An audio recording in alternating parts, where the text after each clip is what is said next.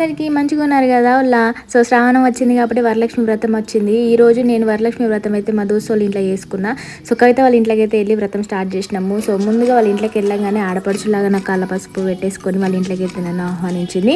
తర్వాత మేమందరం అలాగే ఇంకా వాయినాలతోని అన్ని సంబరాలతోని అయితే మంచిగా చిన్న వ్రతం సంతోషంగా చేసుకున్నాం. సో మరి మేము ఎట్లా చేసుకున్నాం ఏంది అనేది మరి చూసేయండి మీరు కూడా.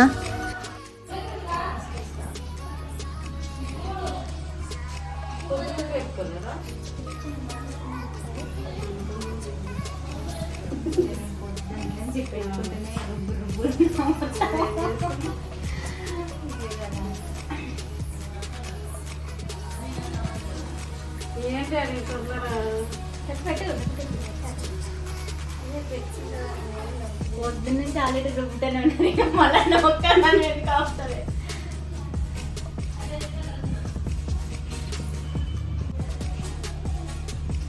కాళ్ళకు పసుపు పెట్టినాక అందరికీ గంధం పెట్టేసుకొని మేమైతే పసుబొట్టు తీసుకున్నాము. ఆ తర్వాత మా అందరికీ అయితే ముందు మా ఫ్రెండ్ పూజ చేసుకొని ఆల్రెడీ ప్రొద్దున్నే అక్కడ వాయినాలు పెట్టేసుకుంది, మాకు ఇస్తుంది.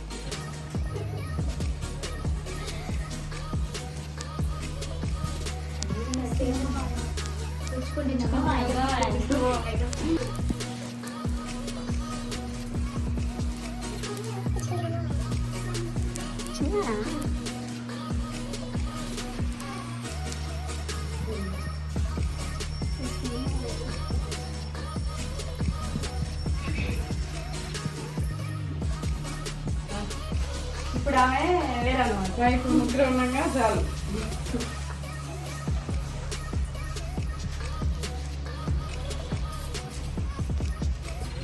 దీర్ఘసుమంగళి బాబా మళ్ళీ వచ్చేసరికి మంచిగా ఇల్లు కొనుక్కొని ఇంతకంటే ఘనంగా వైభవంగా చేయాలని మనస్ఫూర్తిగా కోరుకుంటున్నాం. షాప్ పెట్టాలని ఫ్యాషన్ కావాలని కోరుకుంటున్నాం. మంచిగా మంచిగా మళ్ళీ సంవత్సరం వరకు సొంత ఇల్లు కొనుక్కొని ఎన్ని అమ్మవారిని వెళ్ళి ఘనంగా చెయ్యి సప్పులతో చెయ్యి మంచిగా అని కోరుకుంటున్నాము. మంచిగా మేము ఇద్దరు ఎట్లా వెళ్తాం, అప్పుడు మా పట్టుచీరలు పెట్టు, కానికలు పెట్టు,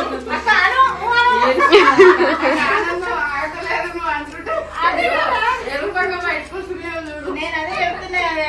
ఇన్ని సంవత్సరాల నుంచి ఎమోషనల్ అవుతుంది ఫ్రెండ్స్.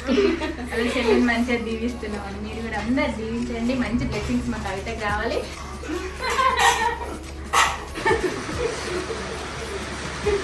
ఫ్రెండ్స్ చూడండి ఫ్రెండ్స్, కొంచెం కొంచెం అది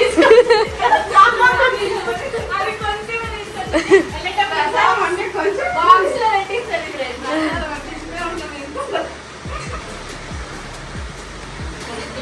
మీరు కూడా ప్రసాదం తినరి. బజ్జీ వడా పరమాన్నం తింటున్నా ఫ్రెండ్స్.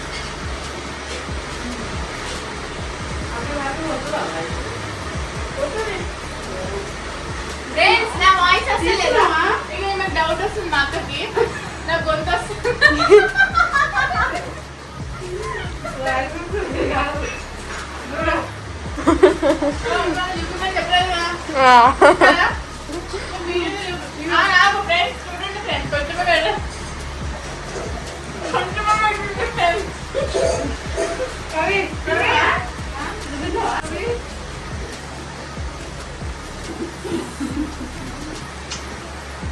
ఫోటోస్ క్లిక్ అవుతున్నా అయితలేవు, అర్థమైతలే. ఇలా మీ దిష్టి పెట్టకండి ఫ్రెండ్స్, దీవించండి.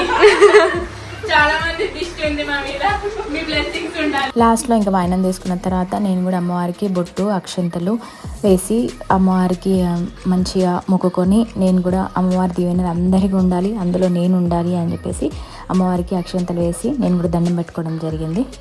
సో ఫైనల్గా అయితే నేను కూడా మంచిగా దండం పెట్టుకున్న తర్వాత ఇంకా మేము రీల్ చేద్దాము అన్న ఒక ఆలోచన వచ్చాగానే ఇంకా పక్కన ఇంకొక అక్కయ్య పిలిచింది, వాళ్ళ ఇంటికి వెళ్ళినాము.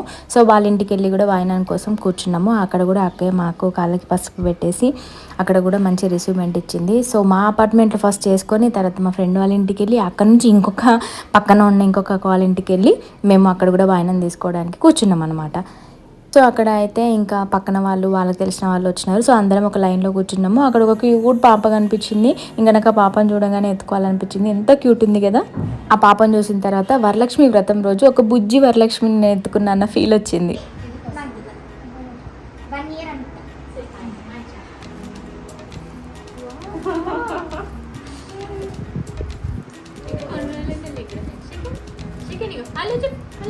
ఇంకా పాపతో ఆడుకున్నంతసేపు అక్కడ కూర్చున్న ఫీలింగ్ రాలేదు. ఆ తర్వాత ఇంకా అక్కయ్య వెంటనే పూజ కంప్లీట్ చేసేసుకొని మా అందరికీ కుంకుమ పసుపు ఇచ్చేసి మాకు కూడా తాంబూలం ఇవ్వడానికి అండ్ వాయినాలు పెట్టడానికి అయితే అక్క రెడీ అయిపోయి నాకు ఇక్కడ పసుపు బొట్టు ఇస్తుంది.